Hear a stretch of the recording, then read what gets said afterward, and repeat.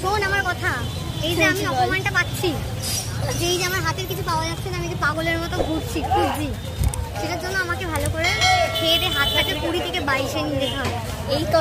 এই কদিনের মধ্যে মানে এখন না পাওয়া যায়। ইয়েস, দিদিকে কেন এইভাবে মানে চুরির জন্য এতটা আকুল হয়ে পড়লো তো ভিডিওটার মধ্যেই দেখতে পাবে। তো চলো আজকে ভিডিওটাকে শুরু করা যাক। হাই এভরিওয়ান, কেমন আছে সবাই? আমি রিক্তা চলে এসেছি তোমাদের সাথে আরও একটা ভিডিও নিয়ে। দাঁড়াও ভিডিও তো নিয়ে আসি, কিন্তু তোমরা ভিডিও সেন্ড করো সব ঠিক আছে, কিন্তু একটা লাইক কেন করো না? একটা তো ছোট লাইক কমেন্টের আশায় তো থাকি বলো। তোমাদের একটা ছোট লাইক কমেন্টই কিন্তু আমাকে মোটিভেশন বাড়ায় ভিডিও বানাতে। তো চলো তোমরা প্লিজ ভিডিওটাকে অবশ্যই লাইক কমেন্ট শেয়ার করে দিয়ে যেও। যদি কিছু ভুলভ্রান্তি থাকে সেগুলোও কমেন্ট করে বলো, সেগুলো শুধরে নেওয়ার চেষ্টা করবো। তো চলো, এখন কয়েকদিন পর বাসে উঠেছি, বেশ ভালো লাগছিল। আর এই যে গালে হয়ে গেছে এখন একটা ব্রণ, এই এত গরম পড়েছে। আর এখান দিয়ে যাচ্ছি এখন বাবুঘাট, যাচ্ছি বড় বাজার। আর এখন মেট্রোর কারণে রাস্তাঘাট কত ফাঁকা হয়ে গেছে, আর বাসগুলো তো প্রায় বন্ধ, মানে কি বলবো, বন্ধই হয়ে যাবে এরকম একটা অবস্থা। এখনো যদি শিয়ালদা লাইন চালু হয়নি, ওটা হলে তো সব বন্ধ। তার মধ্যে বাসের মধ্যে ঘটে গেছে একটা কাণ্ড। আমার কানে হাত দিয়ে দেখি কানের এই প্যাচটা খোলা। ভাগ্যিস কানে খেয়ালটা পড়লো, না হলে কানেরটা হারিয়ে গেলে এখন যে সোনার দাম 70,000-এর কাছাকাছি, বাপ রে বাপ, আকাশ ছোঁয়া দাম। তো যাই হোক, এখন চলে এসেছি বড় বাজার তো বিয়ের কেনাকাটা করতে। সরি আমার বিয়ে না, আমার দিদির বিয়ে। এই যে আপকামিং ব্রাইড, সেও এখানে ভিডিও বানাতে ব্যস্ত, আর আমিও এখানে বানিয়ে নিয়েছিলাম ভিডিও। বড় বাজারে এসেছি এই কারণে, তোমরা থাম্বনেল থেকে বুঝেই গেছো। হ্যাঁ, জুয়েলারি কিছু কেনার জন্য। ওর যেহেতু টিকুলি নাকের, আমি যেহেতু ওকে সাজাবো, ওই জন্যই বললো তুই চল আমার সাথে একবার, তাহলে খুব সুবিধা হবে, তুই পছন্দ মতো দেখে নিতে পারবি। তো আমরা যেই সময় আসি বড় বাজার, সেই সময় প্রায় বন্ধ, মানে হাফ দোকান বন্ধ। এবার বাকিগুলো দোকান বন্ধ হবে এই সময়, কারণ অফিস থাকে, বুঝতেই পারছো, দিদির অফিস, আমার অফিস তো পসিবল হয় না। তো যতটুকু করা সম্ভব ততটুকুই চেষ্টা করলাম। আর দেখো, যে দোকান থেকে জিনিসপত্র আমরা কিনছি সেগুলো তোমাদেরকে দেখিয়ে দিচ্ছি। কিনা পাওয়া যায় না দোকানে সস্তার মধ্যে, বলো তো, সরি বড় বাজারে। মানে হার থেকে কানের থেকে যা নেবে 200-250-এর মধ্যে। এবার যদি তোমরা হোলসেল নাও তার একরকম প্রাইস, সিঙ্গেল নিলে তার একরকম প্রাইস। দেখছো এখানে ঢেলে হোলসেল, এগুলো পুরো হোলসেল, এখানে কোনো সিঙ্গেলের গল্পই নেই। এই যে এই দোকানটাতে এলাম, এখানে সিঙ্গেলে পাওয়া যাচ্ছিল। এই যে কিছু হার, লম্বা একটা হারের মধ্যে নেওয়ার ছিল, যেটা দেখছিল সেটাও 200-250-এর মধ্যে সব রয়েছে। সিঙ্গেল পিস যদি নাও, হোলসেল নিলে সেটা আলাদা প্রাইস, আরও কমে।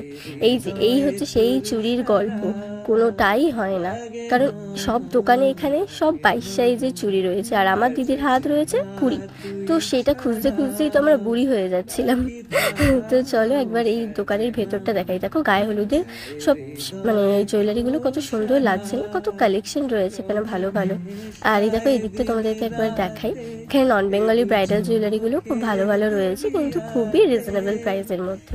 চলো এদের একবার ভেতরে যে দোকানটা রয়েছে সেখানে আমাদের নিয়ে গেল, বাট এখানে ক্যামেরা অ্যালাউ ছিল না। তারপরে টুকটাক ভিডিও করছিলাম, নথ দেখলাম, টিকুলি দেখলাম, কিছুই পছন্দ না হয় হারটা বিল করে চলে এলাম।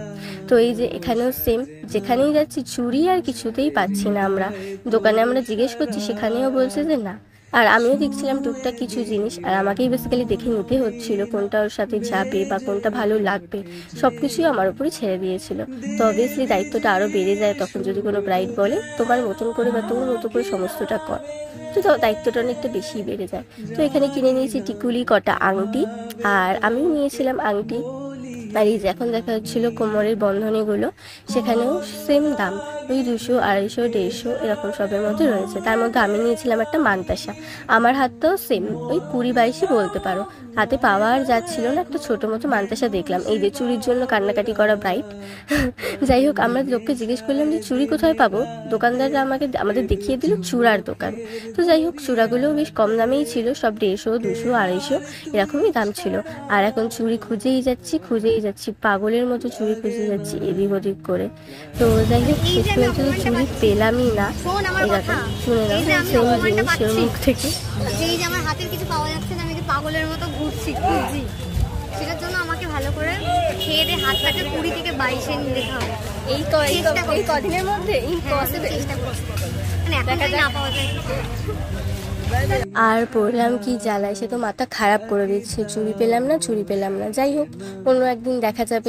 এখন আমরা বেরিয়ে যাচ্ছি বড় বাজার থেকে। তো উঠবো বাসে, এই যে মুখ ভার করে এখন যাচ্ছেন ম্যাডাম, কি আর করা যাবে। তো বাসে উঠে পড়েছি, যাবো এখন সিলেদার্সে। যেহেতু হাতে কিছু টাইম ছিল, বললো চ বিয়ের একটা জুতো দেখেছি সেটা তোকে দেখাবো। তো আমাকে কদিন ধরে ফটো পাঠাচ্ছিল, বাট মানে ওর পোষাচ্ছিল না যে কতক্ষণ আমাকে দেখাবে, মানে সেটা নিয়ে পাগল হয়ে যাচ্ছিলো। তো চলো দেখে আসি, আর তোমাদেরও কিছু কালেকশন দেখাই। হ্যাঁ, তোমরা বলতে পারো এখানে জুতো মানে ব্রাইডদের জন্য কালেকশন, মানে যারা আপকামিং ব্রাইড তারা কিন্তু অবশ্যই সিলেদার্সে চলে এসো। খুব রিজনেবল প্রাইসের মধ্যে যদি তোমরা ব্রাইডাল জুতো খুঁজছো তো এখানে পেয়ে যাবে, কারণ সব কটা 350 থেকে 550-র মধ্যে দাম। এই দেখো, তোমাদের একটা দেখাই, যেটা আমি দিদিকে পরতে বলেছিলাম, চুজ করিয়েছিলাম আর কি। তো আমার একটা চয়েসই পছন্দ, মানে একবার দেখেই পছন্দ হয়ে গেছিলো। তো এই জুতোটা আমি বললাম যে এইটাই নি, এটাই ফাইনাল। ও দোনো মনে করেছিল যে হিল নেবো, বললাম তুই এটাই নি, এটাই খুব ভালো লাগবে। আর সত্যি এত সুন্দর লাগছিল ওর পায়েতে। আর এদিকেও এলাম আমি কিছু জুতো দেখবো, যে আরও যদি কিছু ভালো পাই কিনা। তো দেখতে দেখতে আমি নিজের জন্য একটা জুতো ফাইনাল করে নিলাম, এইটা। তো ওর বিয়েতে পরবো বলে। তো এখন জুতোটা বেলিং করে নেওয়ার পালা।